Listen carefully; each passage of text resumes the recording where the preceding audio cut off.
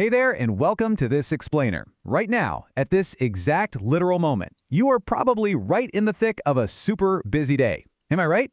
Well, today we're completely reframing the noon prayer. We're looking at it not just as some routine daily ritual, but as a vital, grounding pause that is specifically designed to interrupt the overwhelming rush of our lives. We're going to dive into how stopping right in the absolute center of our daily hustle might just be the most productive and, honestly, the most profound thing we can possibly do. So, get comfortable, clear your mind for a few minutes, and let's unpack this whole thing together. Seriously, I want you to ask yourself, what hustle are you in right at this exact moment? Are you watching this explainer while juggling like 3 other tabs on your browser? Are you mentally drafting an email you need to send to your boss? Or maybe you're stressing out about a deadline that's creeping up way too fast. We're just constantly in motion, aren't we? We're perpetually in the middle of something. Do me a favor and hold on to that feeling of busyness for a second. Grounding this discussion in your actual current reality is exactly how we're going to understand the true power of today's topic. All right, let's jump right into Section 1, in the middle of the noise. Think about the architecture of a typical modern midday. You've got classes to attend, work to grind through, messages just vibrating relentlessly in your pocket, you're trying to coordinate plans, and you're desperately racing against deadlines. I mean, the middle of the day is when a human being is usually at their absolute busiest. It is literally a tornado of obligations. It's actually kind of fascinating when you think about it, because centuries ago, midday was simply when the sun was highest and workers took a necessary physical rest. But now, oh, it's peak optimization hour. We are sprinting on a treadmill, completely consumed by everything we need to catch up on. And right there, right at the absolute peak of that chaotic, high-speed noise, the noon prayer arrives and calls a person to simply stop. That brings us to Section 2, Zival, peak and decline. Let's picture noon in its most literal, physical sense for a moment. It's when the sun appears absolute strongest. It's been climbing the sky all morning, reaching its absolute zenith, just burning brightly overhead. It casts the absolute shortest shadows of the entire day. It feels incredibly powerful, dominant, and almost unmovable up there. And you know what? This physical reality brilliantly mirrors our own state in the middle of the day. At noon, we often feel like we're at the absolute height of our daily powers. We're deep into our tasks, our energy is fully engaged in the world around us, and our momentum, it's hitting its absolute peak. But here is where we need to slow things down and really absorb this concept of Zival time.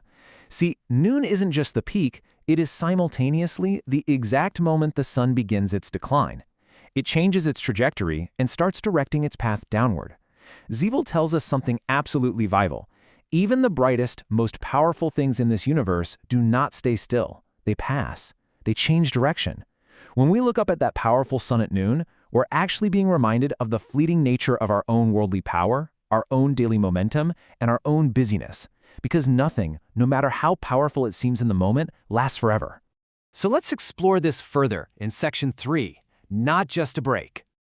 Consider the massive shift in perspective that happens at this time of day.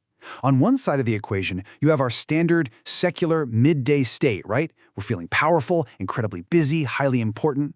We kind of act like we are the center of our own little universe, just conquering to-do lists and bending time to our will. But contrast that with the spiritual reality the noon prayer invites us into, realizing our absolute limits and remembering the ultimate provider of our time and energy. It creates this really stark, necessary contrast between our sort of bloated self-importance and the humble reality of our actual existence. This pause ultimately prevents us from getting completely lost in all that worldly busyness.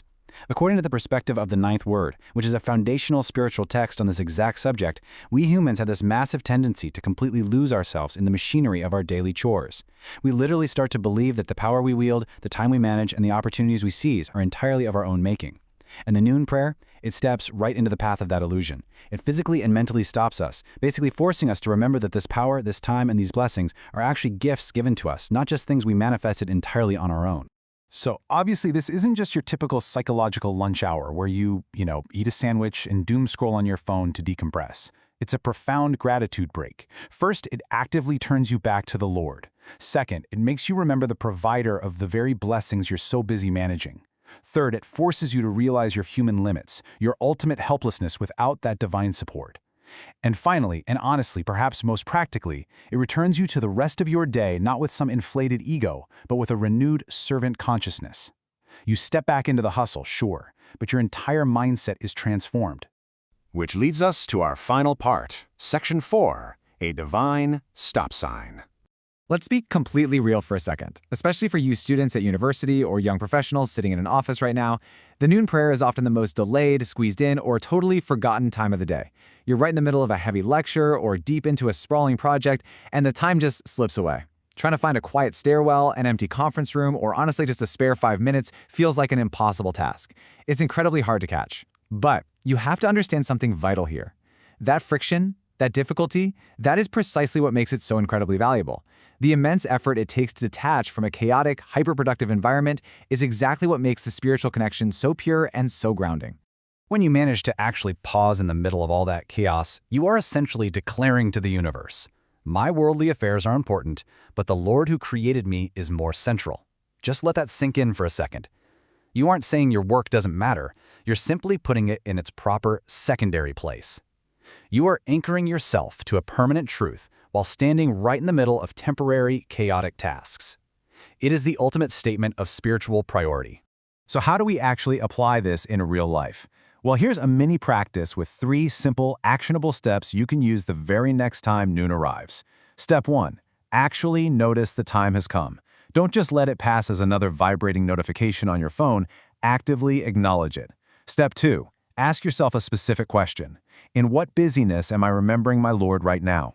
This question instantly creates awareness of your current frantic state. And step 3, recenter your focus on the Creator.